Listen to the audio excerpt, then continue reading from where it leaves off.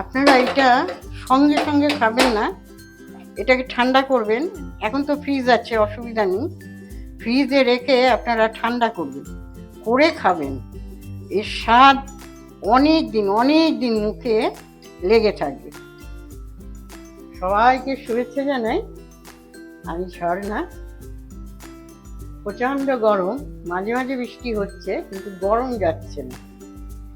এবারে হয়েছে কি, আমি তো কাঁচা আমের কিছু দেখিয়েছি রেসিপি। এইবারে আমাকে পাকা আমের কিছু করার জন্য অনুরোধ আসছে। তারা প্রতিবেশী, আত্মীয় স্বজন, তারা বলছে তুই পাকা আম দিয়ে কিছু কর। আমি 2025-এ পাকা আম দিয়ে আপনাদের রসবড়া করে দেখিয়েছি। প্রচুর কমেন্ট এসছে, খুব খুব ভালো হয়েছে সবাই বলেছে। অনেকে ট্রাই করে আমাকে ফোন করে বলেছে অপূর্ব, পাকা আমের যে রসবড়া এত সুন্দর হয় আমরা আগে জানতাম। এখন আমি যেটা করব সেটা রসবড়া না, সেটা পাকা আমের রসমালাই, দুধ দেওয়া হবে। এটা অপূর্ব খেতে লাগে, আপনারা ট্রাই করবেন, খুব ভালো লাগবে। এটা হচ্ছে হিমসাগর।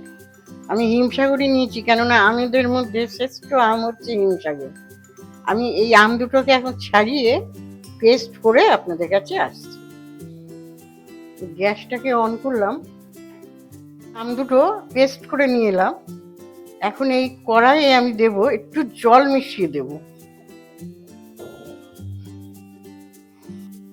এইটা হচ্ছে আমার সুজি, আমি সুজিটাকেও পেস্ট করে নিয়েছি। এখানে আমার 100 সুজি আছে, এটা আমি এখানে দেব।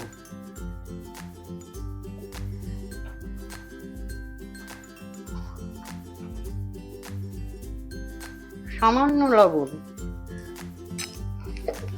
এভাবে ভালো করে টানাতে হবে এটাকে। এরকম ভাবে আপনারা ঘন করবেন, ঠাকনি মতন। মানে এখানে 2 চামচ ধরুন, আমি এখানে চিনি দেব।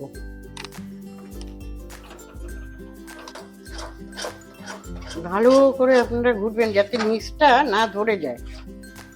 আমি এখন এটা নামিয়ে নেব, নামিয়ে নিয়ে ঠান্ডা করতে দেব। ঠান্ডা করে তারপরে আবার আসছি।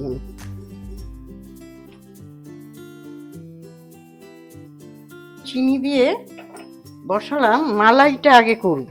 ওখানে আমার 100 চিনি আছে, আর এই দুধ।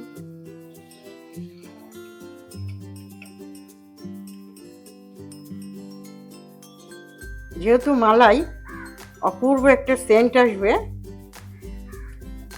যদি এই এলাচগুলো পড়ে।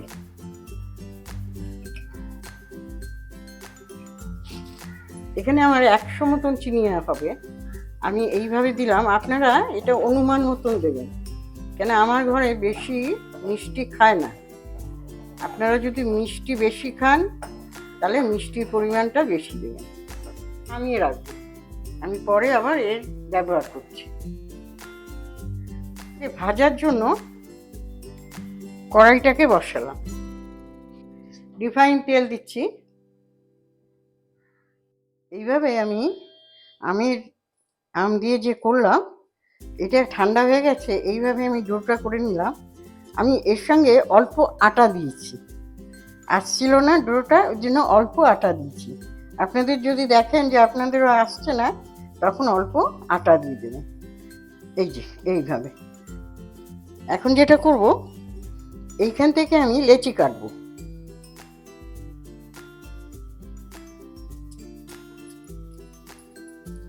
এইভাবে লেচি কেটে নেব।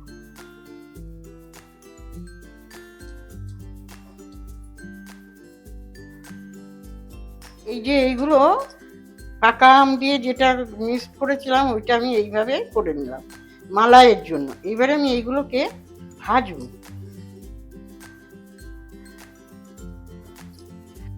ভাজা হয়ে গেছে, আমি এইভাবে এখন তুলে নেব। এগুলো এরম ভাবে করে নেব যাতে পুরো দুধটা এর ভেতরে গিয়ে নরম তুলতুলে করে দেয়। এরকম কাঁটা চামচ দিয়ে আপনারা এইভাবে করে দেবেন, একদম ভেতরে যাবে, গিয়ে নরম তুলতুলে হয়ে যাবে।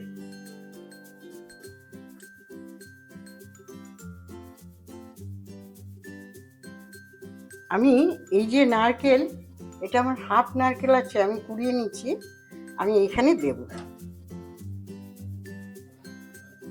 এইভাবে টকবক করে ফুটবে, অপূর্ব অপূর্ব। আমি এবারে আর 3 মিনিট ফোটার পরে এটাকে নামিয়ে দেব। এই যে এইভাবে হয়ে গেল মালাই, পাকা আমের মালাই। দেখুন একটাও ভাঙেনি, ঘন হয়ে গেছে, অপূর্ব অপূর্ব খেতে লাগবে। আপনারা একবার ট্রাই করে দেখুন। এখন পাকা আম, প্রচুর পরিমাণে পাকা আম, আর আপনারা হিমসাগরটাই নেবেন। এই রেসিপি করতে গেলে হিমসাগরটাই লাগবে। এইভাবে বাড়িতে করুন, করে আপনারা অতিথি সেবাও করতে পারবেন। ইচ্ছা করলে আপনারা ঠাকুরের ভোগেও এটা দিতে পারবেন। এটা আপনাদের সম্পূর্ণ ইচ্ছার উপরে। তাহলে আমি এখন আসবো, আমার চ্যানেলটাকে আপনারা সাবস্ক্রাইব করে দেবেন, লাইক কমেন্ট আর ঘরে ঘরে শেয়ার করে দিন। এটা একটা নতুনত্ব রেসিপি, এটা সবাই যেন করে নিতে পারে। তাহলে আমি আসছি, নমস্কার।